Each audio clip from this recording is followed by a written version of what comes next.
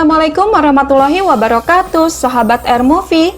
Melanjutkan dari episode sebelumnya, setelah mengetahui bahwa emas-emas itu adalah palsu, Naiman berkata, pertama, dia menyuruhmu mengambil emas palsu.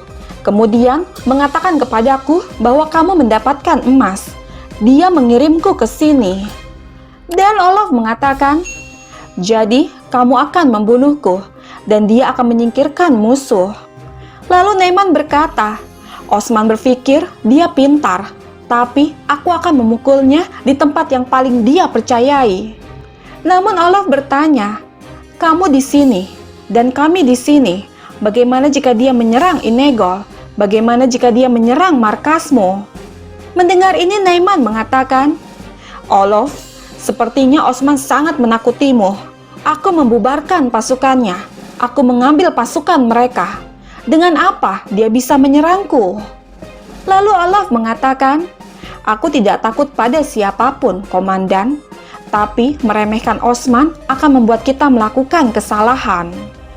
Kemudian Naiman mengatakan, aku memiliki Turgut yang merupakan pemilik kastilmu sebelumnya. Jika Osman membuat kesalahan kecil, dia akan kehilangan kepalanya. Kirim utusan ke Inegol, beritahu pasukanmu untuk datang ke sini saat fajar. Kita akan bergabung dengan para Nokers di markas besar dan berbaris menuju suku Osman. Setelah itu, kita akan menghancurkan Yenisehir dan segala sesuatu yang menjadi milik Turki. Hanya ada satu harga untuk tipuan yang ditujukan kepadaku, pembantaian. Tapi bahkan sebelum kita, kepala Turgut yang akan mencapai suku Osman. Mendengar ini Allah mengatakan, bagus. Keesokan paginya, di Yenisehir, di hadapan semua pasukannya, Osman berkata, Alpenlers, Hatunlers, hari ini adalah hari perang. Hari ini adalah hari keberanian. Hari ini adalah hari kesyahidan. Bahkan, jika kita kalah jumlah, kita memiliki keberanian. Kita memiliki iman. Allahu Akbar, Allahu Akbar, Allahu Akbar. Hei, Masya Allah. Sekarang kita memiliki bendera. Anak-anakku, kalian harus melindunginya setelah kami. Dan Orhan menjawab, kami akan melindungi dengan mengorbankan nyawa kami, Beim. Lalu Aladin mengatakan, kembalilah dengan kemenangan, Beim. Dan Osman menjawab, Evalah, Evalah, semoga kalian panjang umur. Kemudian Osman meminta Boran untuk membawa Den ke hadapannya. Tidak lama Oktembe datang bersama anak dan istrinya seraya berkata, Osman Bey, Alpen dan kudaku menunggu di gerbang Yenisehir.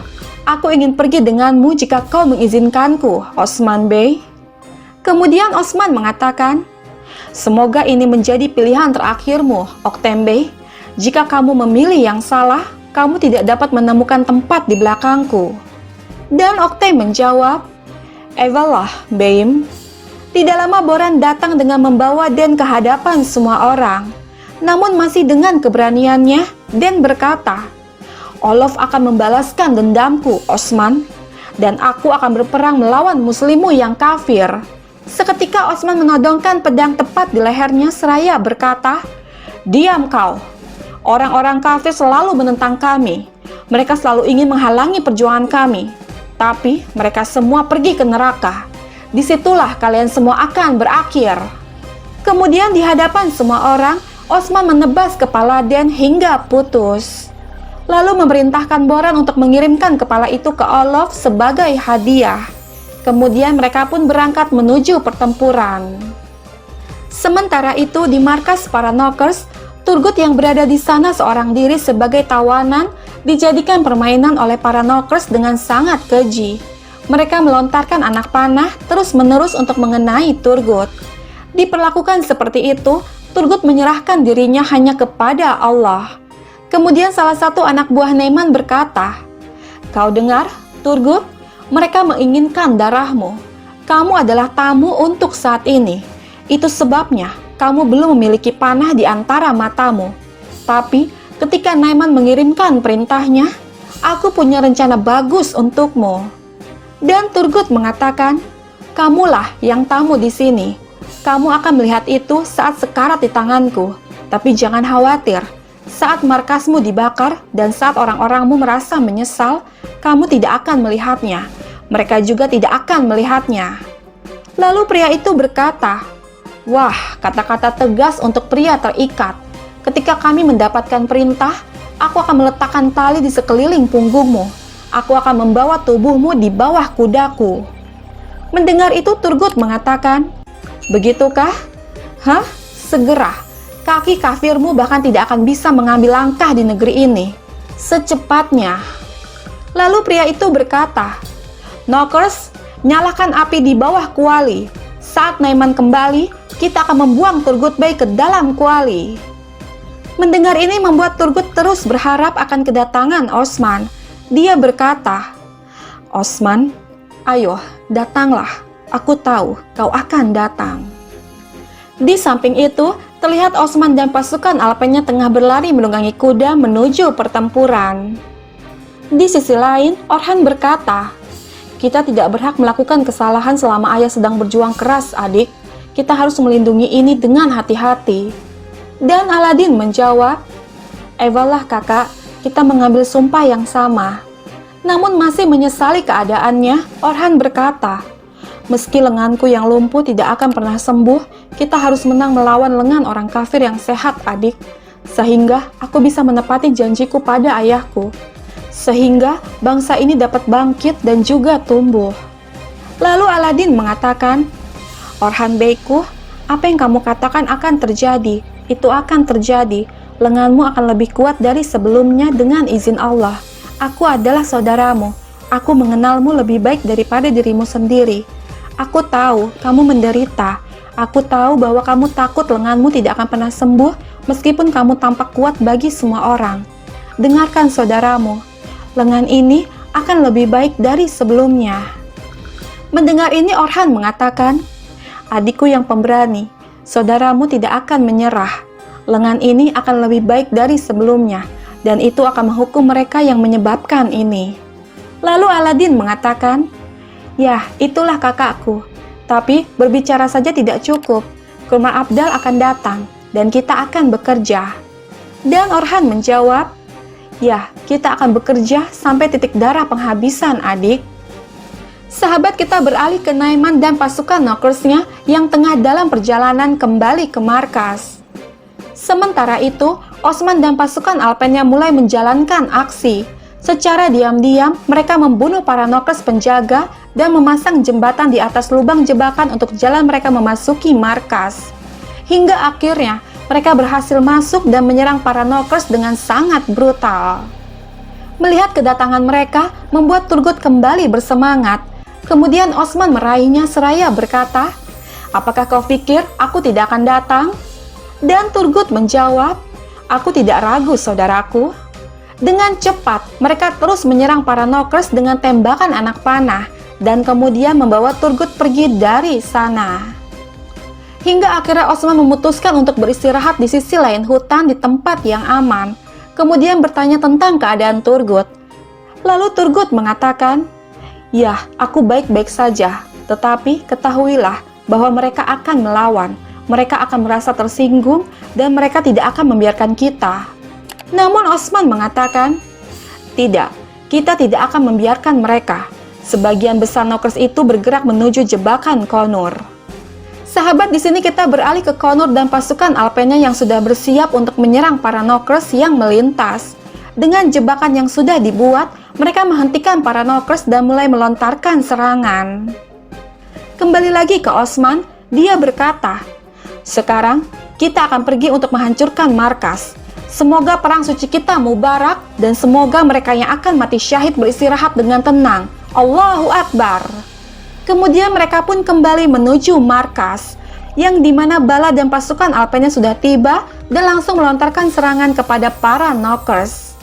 Ini adalah pertarungan yang sangat luar biasa. Dengan terus mengucapkan takbir, mereka membantai para musuh. Oktembe, Benggi, yang selama ini berlawanan dengan Osman, namun kali ini mereka turut serta dalam pertempuran tersebut. Dengan penuh keberanian dan keyakinan, mereka menyerahkan hidup dan mati mereka di jalan Allah.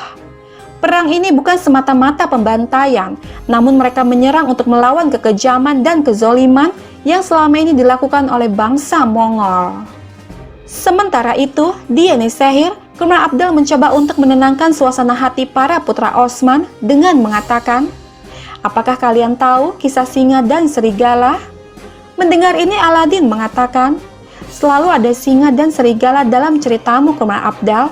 Benarkan kakak?" Namun Qumran Abdal mengatakan, "Tidak, kalian tidak tahu yang satu ini. Ini adalah kisah serigala hitam. Serigala ini akan memikirkan rakyatnya terlebih dahulu dan hidup untuk mereka. Siapapun yang dalam kesulitan, dia akan membantu.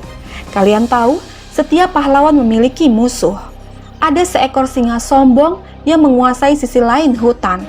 Singa hidup untuk dirinya sendiri dan menyakiti rakyatnya karena keinginannya sendiri.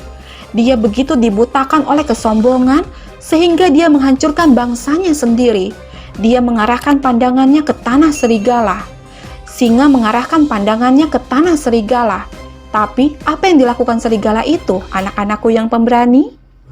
Dan Orhan menjawab, "Dia tidak peduli dengan ukuran tubuhnya dan menghukum singa." Kemudian Qumran Abdal mengatakan, "Cukup sulit bagi serigala untuk mengalahkan singa. Dia butuh cara lain, cara lain." Sahabat, kita beralih lagi ke Osman. Pertarungan terus berlanjut. Melihat keahlian dan keberanian Alcicek membuat Aktemur bangga dan semakin menyukainya. Bukan hanya itu, pengalaman Malhun dan Balad dalam berbagai peperangan tidak mengurangi jiwa semangat mereka untuk terus berjuang. Dengan keikhlasan hati, mereka pasrahkan hidup dan mati hanya kepada Allah.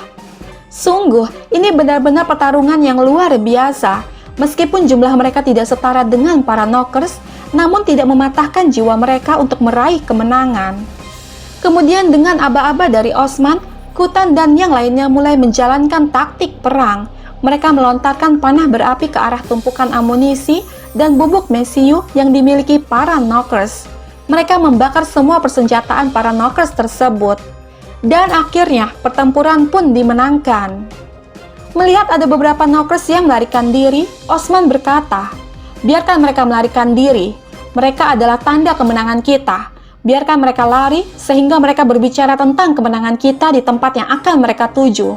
Biarkan mereka pergi. Allahu Akbar, Allahu Akbar, Allahu Akbar. Alhamdulillah, kita menang. Bawa veteran dan para martir kita ke suku mereka secepat mungkin. Kita akan meningkatkan ukuran kita 10 kali lipat. Kita akan meningkatkan ukuran kita bahkan 20 kali lebih banyak. Kita mencabut gigi anjing-anjing itu, tapi mereka akan terus menyerang.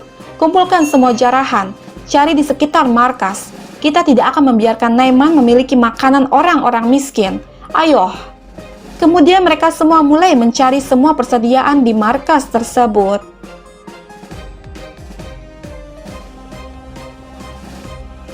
Sahabat, bergabunglah terus bersama kami untuk mengetahui kisah selanjutnya.